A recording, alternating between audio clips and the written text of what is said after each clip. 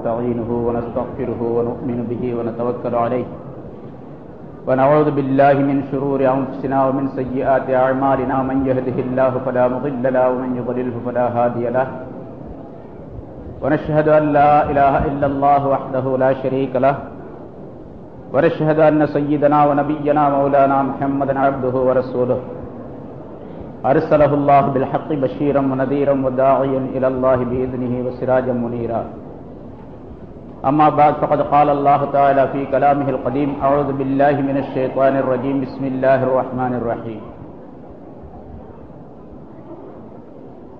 وأطيعوا الله وأطيعوا الرسول وأولي الأمر منكم فإن تنازعتم في شيء فردوه إلى الله والرسول إن كنتم تعلمون صدق الله العظيم.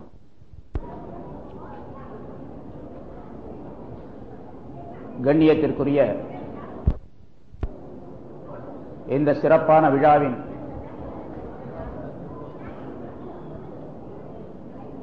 தலைவர் ஹஜ்ரத் அவர்களே,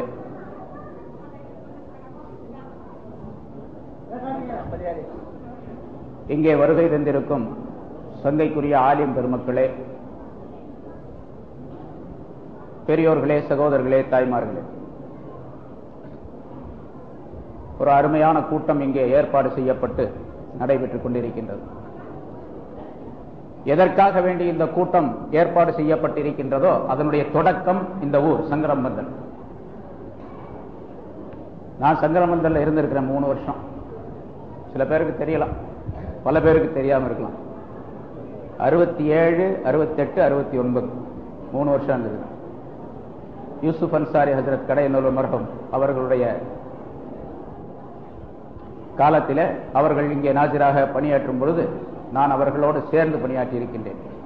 அப்போ மஸ்ஜிதில் முகமது அலி அஜித் இருந்தாங்க, அப்துல் லத்தீப் அண்ணன் தான் மேனேஜராக இருந்தாங்க, அப்துல் ஹமீத் ஆஜியார் இருந்தாங்க. அவங்கெல்லாம் நல்லா பழக்கம் உள்ளவங்க தான். ஆனால் ரொம்ப நாள் ஆச்சு. அதுக்கு பிறகு இடையில ஒரு தடவை 2 தடவை இங்கே வந்திருக்கிறேன். கயிறு ஒரு அருமையான சூழ்நிலையில இருந்த ஊரை இங்கிருந்து இது ஆரம்பிக்கப்பட்டு இன்றைக்கு தமிழ்நாடு முழுவதும் அல்ல, அவர்களே சொல்லுவதை போன்று தமிழ் பேசும் மக்கள் எங்கெல்லாம் இருக்கின்றார்களோ அங்கெல்லாம் இந்த குழப்பங்கள் நடைபெற்றுக் கொண்டிருக்கக்கூடிய சூழ்நிலையை பார்க்கின்றோம். குழப்பம் இல்லைன்னு அவங்க சொல்றாங்க, ஆனா நம்ம யாரும் ஒத்துக்கிறது இல்லை. நான் சொல்றாங்களா?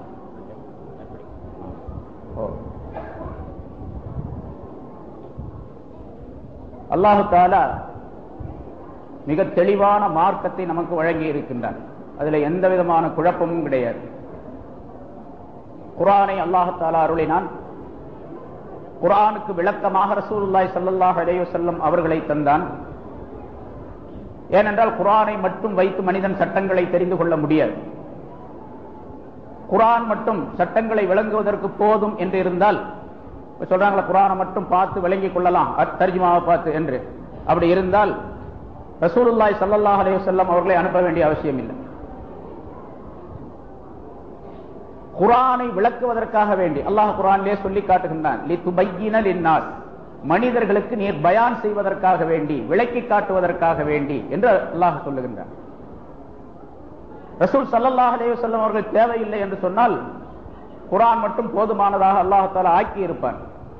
அது போதாது என்ற காரணத்தால் விளக்கத்திற்கு ரசூலுல்லாஹி ஸல்லல்லாஹு அலைஹி வஸல்லம் அவர்களை அனுப்பினார். ஆனா எப்ப அனுப்பினா பாருங்க, குர்ஆன் அருளப்படுவதற்கு 40 ஆண்டுகளுக்கு முன்னதாக, குர்ஆன் அருளப்படுவதற்கு 40 ஆண்டுகளுக்கு முன்னாலே ரசூலுல்லாஹி ஸல்லல்லாஹு அலைஹி வஸல்லம் அவர்களை அந்த நகரத்திலே பிறக்கச் செய்து 40 ஆண்டுகள் வரைக்கும் அவர்களுடைய ஒழுக்கங்கள், சிறப்புகள் ஆகியவற்றை பற்றியெல்லாம் அந்த ஊரில் இருக்கக்கூடிய மக்கள் மட்டுமல்ல, அக்கம் பக்கத்தில் இருக்கக்கூடியவர்களும் அக்கம் பக்கத்து நாட்டுக்காரர்களும் மிக தெளிவாக தெரிந்து கொண்ட பின்னால் ரசூலுல்லாஹி ஸல்லல்லாஹு அலைஹி வஸல்லம் அவர்களுக்கு அந்த குர்ஆனை அல்லாஹ் தஆலா அருளை செய்தார். பிறகு அந்த குர்ஆனுக்கு ஸல்லல்லாஹு அலைஹி வஸல்லம் அவர்கள் விளக்கம் செய்தார்கள். குர்ஆன் மட்டும் போதும் என்று இருந்தால் குர்ஆனிலே எத்தனையோ ஆயத்துகள் இருக்கின்றன. அவற்றிற்கெல்லாம் ஹதீஸுடைய விளக்கம் இல்லாமல் அதனுடைய விளக்கத்தை பரிபூர்ணமாக தெரிந்து கொள்ள முடியாது. ஏன் இப்ப தொழுகையே எடுத்துக்குவோம், அகீமுஸ் ஸலாத், தொழுகையை நிலைநிறுத்துங்கள் என்று அல்லாஹ் தஆலா குர்ஆன்ல சொல்றான். எத்தனை நேரம் அப்படிங்கிறது குர்ஆன்ல கிடையாது. சூசகமாக பொதுப்படையாக ஒரு ஆயத்தில் அல்லாஹ் தஆலா சொல்லுகின்றான், அகிமிஸ் ஸலாத்த தரஃபைன் நஹாரி வ ஸுலஃபம் மினல் லைல், பகலின் 2 ஓரங்களிலும் இரவின் ஒரு பகுதியிலும் தொழுகையை நிலைநிறுத்துவீராக என்பதாக சொல்லுகின்றான். அப்ப 2 1 3 தான் வருதுங்க, 5 வக்து வரல. 5 நேரம் என்று தெளிவாக குர்ஆன்ல கிடையாது. ரசூலுல்லாஹி ஸல்லல்லாஹு அலைஹி வஸல்லம் அவர்கள் தான் கம்சு ஸலவாத் என்பதாக 5 தொழுகை என்பதாக சொல்லித் தருகின்றார்கள். அது எந்தெந்த நேரத்தில் தொழப்பட வேண்டும் என்பதையும் சொல்லாலும் செயலாலும் ரசூலுல்லாஹி ஸல்லல்லாஹு அலைஹி வஸல்லம் அவர்கள் நிரூபித்து காட்டி இருக்கின்றார்கள். அதே போன்று ஜகாத்தை பற்றி ஆத்து ஜகா, ஜகாத்தை கொடுத்து வாருங்கள் என்று அல்லாஹ் சொல்லுகின்றான். எந்த பொருளில் இருந்து ஜகாத்து கொடுக்க வேண்டும், எவ்வளவு ஜகாத்து கொடுக்க வேண்டும் என்பது பற்றி உள்ள விளக்கங்களை எல்லாம் ரசூலுல்லாஹி ஸல்லல்லாஹு அலைஹி வஸல்லம் அவர்கள் தான் சொல்லுகின்றார்கள்.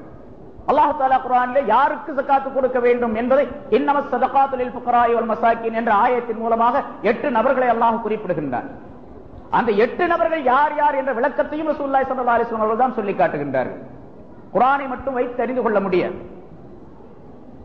குர்ஆனை விளங்குவதற்கும் ஹதீஸ்களை விளங்குவதற்கும் கூட குர்ஆனை விளங்குவதற்கு எப்படி ரசூலுல்லாஹி ஸல்லல்லாஹு அலைஹி வஸல்லம் அவர்கள் தேவையும், அதே போன்று ஹதீஸ்களை விளங்குவதற்கும் ஸல்லல்லாஹு அலைஹி வஸல்லம் அவர்களால் நன்றாக நீங்கள் விளங்கிக் கொள்ள வேண்டும். குர்ஆன் போதும் ஹதீஸ் போதும் என்று சொல்லக்கூடியவர்களுக்கு சில கேள்விகளை நாம் கேட்டால் பதில் சொல்ல முடியாது, குர்ஆன் ஹதீஸ்ல கிடையாது. சரி, இப்ப நான் அந்த சப்ஜெக்ட் சில ஆரம்பிச்சு சில விஷயங்களை உங்களுக்கு சொல்ல வேண்டும். அதுக்கு முன்னதாக இங்க வரும்போதே அந்த கார்னர்லயே அந்த பாலத்துக்கிட்டே ஒரு நோட்டீஸ் கொடுக்கப்பட்டது. அது போன வாரம் என்னுடைய பள்ளியில எனக்கு எதிராக நான் போட்ட ஒரு நோட்டீஸுக்கு எதிராக கொடுக்கப்பட்ட ஒரு நோட்டீஸ், இந்த துப்பு துலங்கியது அப்படின்னு சொல்லிட்டு விளக்கமும் துலக்கமும் அப்படின்னு சொல்லி நான் ஒரு நோட்டீஸ் போட்டேன். அது இங்க யாருமே கொடுக்கல பாருங்க. அதை கொடுத்திருக்கணும், ஒழுங்கான ஆளுகளா இருந்தா அதை கொடுத்திருக்கணும். முதல்ல அந்த நோட்டீஸ் கொடுத்துட்டு அப்புறம் அதுக்கு அடுத்தது நான் விளக்கமும் துலக்கமும் நான் போட்டேன், விளக்கமும் துலக்கமும் என்று போட்டேன். அதுக்கு பதில் தான் அந்த இன்ஜினியர் எழுதியிருக்காரு, விளங்காமையும் துலங்காமையும் அப்படின்னு சொல்லிட்டு எழுதியிருக்காரு. விளங்காமையும் துலங்காமையும் என்று எழுதியிருக்காரு. இதை கொடுத்தவங்க என்ன பண்ணணும் கேட்டா அந்த நோட்டீஸை கொடுக்கணும், என்னுடைய நோட்டீஸ். அப்பதான் நியாயமான ஆள்கள் அர்த்தம். என்னுடைய நோட்டீஸ் படிச்சு பார்த்து அதற்கு பதில் இவர் எப்படி எழுதியிருக்காருன்னு பார்த்தா தான் தெரியும். சரி, நான் ஒரு நோட்டீஸ் எழுதுனேன், அதுக்கு பதில் அதுக்கு முன்னதாக அந்த இன்ஜினியர் சாபு எனக்கு ஒரு கடிதம் எழுதியிருந்தார். அந்த கடிதத்தான் நோட்டீஸாக போட்டிருந்தார். கடிதத்துக்கு பதில் சொல்லுங்கள் என்பதாக கடிதம் எழுதிவிட்டு மறுநாளே, கடிதம் வியாழக்கிழமை கிடைக்குது எனக்கு, வெள்ளிக்கிழமை காலையில் நோட்டீஸா போட்டார். வெள்ளிக்கிழமை காலையில் நோட்டீஸ் வந்துருச்சு. நான் கடிதத்துக்கு பதில் வெள்ளிக்கிழமை காலையில் தான் போஸ்ட் செஞ்சேன். அவருக்கு அவருடைய கடிதத்திற்கு பதில் வெள்ளிக்கிழமை காலை நேரத்தில் செய்யறேன். கொஞ்ச நேரத்திலே நோட்டீஸ் வந்துருச்சு. கடிதத்துக்கு பதிலை எதிர்பார்த்து விட்டு நான் சொல்லுவது சரியா இல்லையா என்பதை பார்த்து விட்டு அவருக்கு அதுக்கு பிறகு அவர் நோட்டீஸ் வெளியிட்டு இருக்க வேண்டும், இவர் சொன்னது சரியில்லை அப்படின்னு சொல்லி. ஆனா நான் என்னுடைய பதில் போவதற்கு முன்னதாகவே பதில் போஸ்ட்ல பாக்ஸ்ல போடப்படக்கூடிய அதே நேரத்தில் நோட்டீஸ் வெளியாக்கப்பட்டு விட்டது. அப்புறம் நான் பதில் எழுதினேன். அவர் 2 பக்கம் நோட்டீஸ், பதில் சொல்லுங்கள் அப்படின்னு சொல்லிட்டு அந்த விஷயங்களை பத்தி. அதாவது இதனுடைய ஆரம்பம் என்னன்னு கேட்டா, ஜும்மாவிலே போன மாசம் ஜும்மாவில 12ஆம் தேதி என்னுடைய மஸ்ஜிதில சில விஷயங்களை, தொழுகை சம்பந்தப்பட்ட விஷயங்களை விளக்கி கொண்டு வரும் பொழுது இந்த தொழுகையில இப்படி இப்படி செயல்பாடுகள் அமைந்திருக்க வேண்டும் என்பதாக விளக்கிக் கொண்டே வந்தேன். அதுல இந்த வரலாற்றது இது சம்பந்தமான சில விஷயங்கள் சொல்லிக் கொண்டு வந்தேன். அப்படி சொல்லிக் கொண்டே வரும்பொழுது இப்போது புதிதாக ஏற்படுத்தப்பட்ட இந்த குழப்பவாதிகளுடைய கொள்கை இருக்கின்றதை, அது தவறானது, அதுல நீங்க ஈடுபட்டு விடாதீர்கள், அது மிக தவறானது, தவறான வழிக்கு கொண்டு செல்லுகின்றது, மனிதர்களை கெடுக்கின்றது என்பதாக சொல்லி பல விஷயங்களை சொல்லிக்கிட்டே வரும்போது அவர்கள் என்னென்ன தப்பு செய்திருக்கின்றார்கள். எனக்கு முன்னால பேசுற ஹாஜி அமீனுddin ஹஜ்ரத் அவர்கள் சொல்லி காட்டினாங்க, 91 இப்படி எழுதியிருக்கு, 95 இப்படி எழுதியிருக்காரு, 97 இப்படி எழுதியிருக்காரு என்று முரண்பட்ட கருத்துக்கள், முரண்பட்ட ஒரே விஷயத்தை மாறுபட்ட நிலையிலே சொல்லி காட்டக்கூடிய தன்மை அவர்களிடத்தில் இருக்கின்றது. அதையெல்லாம் சொல்லிக்கிட்டாங்க. அதுல ஒரு விஷயம் தான் பன்றி இறைச்சி அப்படிங்கிற தலைப்பு. அதாவது ஹராமாக்கப்பட்ட உணவுகள் என்ற தலைப்பில் அவர் எழுதும் பொழுது, பன்றி இறைச்சியை எழுதும் பொழுது அல்லாஹு தஆலா குர்ஆனிலே லஹ்முல் ஹின்சீர், பன்றியுடைய இறைச்சி என்று மட்டும்தான் சொல்லுகின்றானே தவிர பன்றி என்று சொல்லாததின் காரணமாக பன்றியுடைய மீதி உள்ள மற்ற உறுப்புகள் எல்லாம், அந்த அதனுடைய குடல், கொழுப்பு, எலும்பு, ஈரல், கல்லீரல், இது போன்ற உறுப்புகள் எல்லாம் கூடுமா கூடாதா அப்படிங்கறத பத்தி ஒரு விவாதமான எழுத்தை ஆரம்பித்து அதுல கடைசியில ஒரு முடிவில்லாமல் இன்ஷா அல்லாஹ் அது பற்றி நாம் என்பதாக சொல்லி அடுத்த இதழிலே வரும் என்பதாக முடிக்கின்றார். ஆனா அந்த இதழிலேயே 1995ஆம் ஆண்டு ஜனவரி மாதம், டிசம்பர்